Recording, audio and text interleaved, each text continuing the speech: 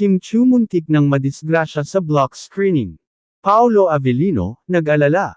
Isang hindi inaasahang insidente ang naganap sa block screening ng pelikulang, My Love Will Make You Disappear, kung saan muntik ng madisgrasya ang Asia superstar na si Kim Chu. Bigla ang sakuna sa block screening.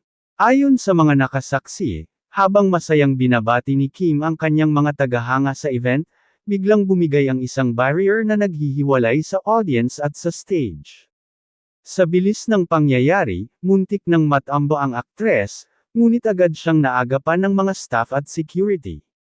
Sa kabila ng takot at pagkabigla, hindi nagpakita ng pangamba si Kim at ipinagpatuloy pa rin ang event.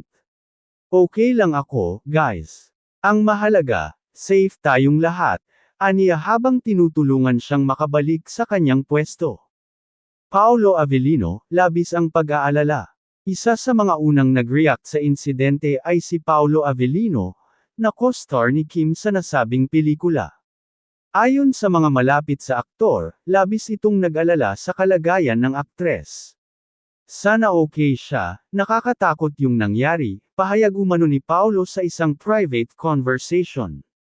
Matatanda ang naging malapit sina Kim at Paolo matapos ang kanilang sunod-sunod na proyekto, kabilang na ang seryeng, Linlang, at ang Philippine adaptation ng What's Wrong with Secretary Kim. Fans, nabahala pero pinuri ang katatagan ni Kim.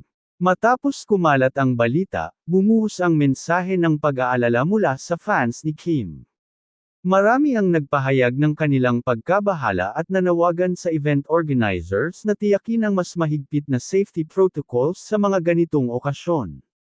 Sa kabila ng insidente, pinuri naman ng netizens ang professionalism at katatagan ng aktres.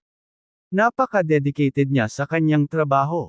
Kahit muntik na siyang madisgrasya, nagpatuloy pa rin siya, komento ng isang fan sa social media. Lesson learned, safety first.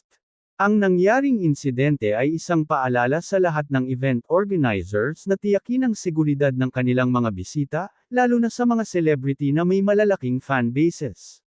Buti na lang at walang nasaktan, at si Kim Chu.